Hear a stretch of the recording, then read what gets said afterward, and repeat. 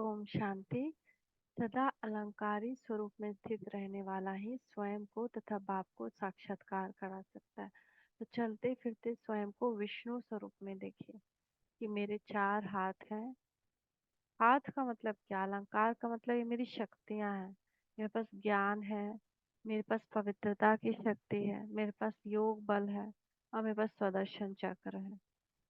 तो सदा अलंकारी निरहंकारी निराकार स्थिति में स्थित विश्व को रोशन करने वाले दीपकों के प्रति बाबा बोले, बाप दादा स्नेही बच्चों के रूहानी स्नेह की महफिल में आए हैं। ऐसे रूहानी स्नेह की महफिल कल्प में अब संगम पर ही होती है और किसी भी युग में रूहानी बाप और बच्चों के स्नेह की महफिल नहीं हो सकती। इस महफिल में अपने को पद्मा पदम भाग्यशाली समझते हो? ऐसा श्रेष्ठ भाग्य जो स्वयं ऑलमाइटी अथॉरिटी बाप बच्चों के इस भाग्य का वर्णन करते हैं। ऐसे भाग्यशाली बच्चों को स्वयं बाप देख हर्षित होते हैं। तो सोचो ऐसा भाग्य क्या होगा। भाग्य को सुमरन करते हो कि बाप की सुमरन के मन के बन सकते हो? इतना ऊंचा भाग्य जिसका आज कलयुग के अंत में भी सुमरन करने वाले भक्त अपने को भाग्यशाली समझते हैं। कितने भाग्यशाली समझते हैं? राधे राधे करते हैं, कृष्ण कृष्ण करते हैं, गण ओम गण गणपते नमः करते हैं। तो हमारा आज भी कितना ये से सुमरन करते हैं कार्तिकेय के रूप में, तो हनुमान के रूप में। ऐसा कोई सत्य का कोई मानव नहीं था जिसका बंदर का मुख था या फिर जिसका सूंड का हाथी का सूंड था। ये सब हमारे कर्तव्यों की यादगार है। या दुर्गा स्वरूप में अब तो और ही ज्यादा पूजा होने लगी है। तो ऐसे श्रेष्ठ भाग्य के अनुभव के अंजलि के लिए भी सभी तरफ थे कि ऐसा भाग्य का अंजलि भर भी हमको मिल जाए। ऐसे भाग्यशाली हो जिनके नाम से भी अपने जीवन को सफल समझते हैं, जिसका नाम लेने से ही सोचते हैं मेरा जीवन सफल, प्राप्ति ही प्राप्ति। तो सोचो वह कितना बड़ा भाग्य है। सदैव अपने को इतना भाग्यशाली आत्मा समझते हो तो सोचो वह कितना बड़ा भाग्य है। एक बहुत प्रसिद्ध संत के पास कोई आया जो कहते हैं कि न मैं शिव को छोड़ सकता हूँ न मैं राधा को छोड़ सकता हूँ। तो शिव तो भगवान हो गए ना, और राधा तो देवता देवी, तो उनको नहीं छोड़ सकते हैं, यानी कितना बड़ा ही है। और वो तो छोटा बच्चा का नाम राधा है। बड़े हो गए तो वो लक्ष्मी है। तो सब समझते हैं राधा का बड़ा रूप है, पर राधा का कोई बड़ा रूप नहीं है। राधा छोटे बच्चे का नाम है, उसकी पवित्रता है। बच यहाँ से पवित्र होकर गई और बचपन पवित्र होता है, इसलिए राधा का इतना नाम, कृष्ण का इतना नाम। लेकिन उसको बड़ा बनाकर भी दिखा दिया। बड़े जैसे ही होते हैं वो लक्ष्मी और नारायण बनकर बनते हैं, उनका स्वयंवर होता है। तो बड़े थे, बड़ा ब्राह्मण कुल है। ऐसे ब्राह्मण कुल के आप दीपक हो। ब्राह्मण कुल के हम कुल दीपक हैं। अपने कुल दीपक होकर कुल कलंकित नहीं करना है। कुल के दीपक अर्थात अपनी स्मृति की ज्योति से ब्राह्मण कुल का नाम रोशन करने वाले, जो हमारी स्मृति की ज्योति जगती रहे कि मैं ब्राह्मण आत्मा हूँ। ऐसे अपने को कुल के दीपक समझते हो।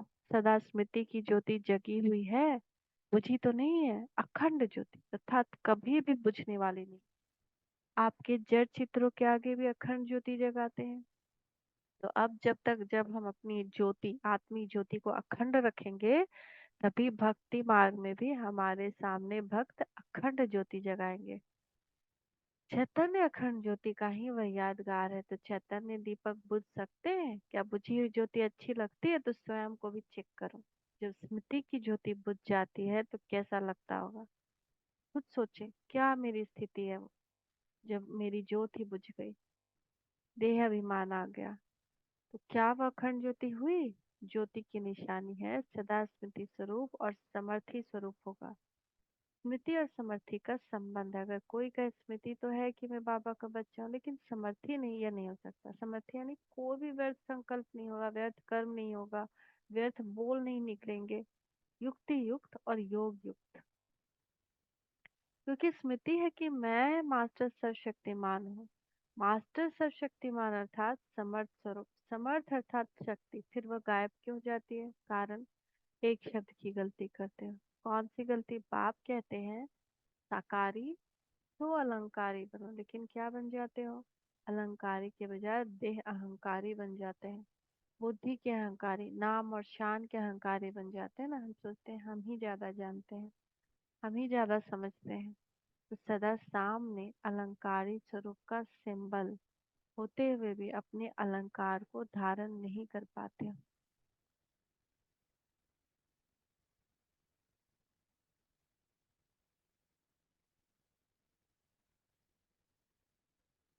जैसे हद के राजकुमार राजकुमारियां भी सदा सजे सजाए रॉयल्टी में होते हैं, वैसे ही ब्राह्मण कुल की श्रेष्ठ आत्माएं सदा अलंकार से सजे सजाए होनी चाहिए। यह अलंकार ब्राह्मण जीवन का श्रृंगार है, न कि देवता जीवन का। तो अपने अलंकार के श्रृंगार को सदा कायम रखो ना। अलंकार समझ गए ना? चार अलंकार। विष्णु स्वरूप, मैं विष्णु स्वरूप अलंकारी, तो अलंकारी ब्राह्मण आत्मा हूँ। तो अपने आप को बिल्कुल ही चारों चीज से संपूर्ण भरे पूरे रखना है। ज्ञान से, योग बल से, पवित्रता से और सुदर्शन चक्र से। ये नीचे नहीं गिरे। विष्णु के हाथ से सुदर्शन चक्र गिरा तो क्या कहेंगे? अच्छा कहेंगे नहीं ना। तो सुदर्शन चक्र गिरना नहीं चाहिए। चलते रहे चलते रहे चलते रहे तो माया का, परिस्थिति का, बीमारी का गला कट जाता है। तो अपने अलंकार के श्रृंगार को सदा कायम रखो, लेकिन करते क्या हो? एक अलंकार को पकड़ते हो तो दूसरा अलंकार को छोड़ देते हो। कोई तीन पकड़ते हैं। अश्विन,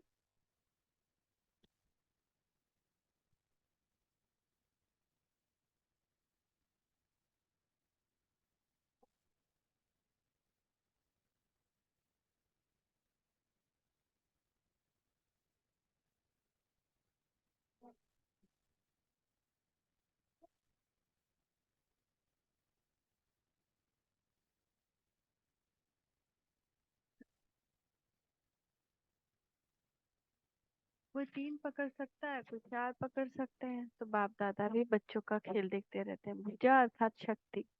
जिस शक्ति के आधार से अलंकार बनते हैं वो शक्तियाँ रूपी भुजाएं हिलती रहती है। जब भुजाएं हिलती रहती है तो सदा अलंकारी कैसे बन सकते हैं? इसलिए कितनी भी कोशिश करते हैं अलंकारी बनने की, बन नहीं सकते।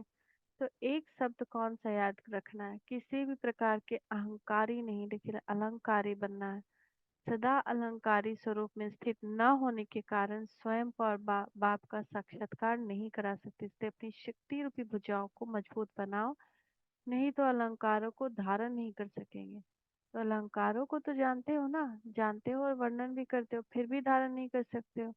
क्यों? बाप दादा बच्चों की कमजोरी की लीला देखें देखते हैं। जैसे प्रभु की लीला अपरंपार है, तो बच्चों की भी लीला अपरंपार है। रोज की नई रंगत होती है, माया के नए नए रंगत में रंग जाते हैं।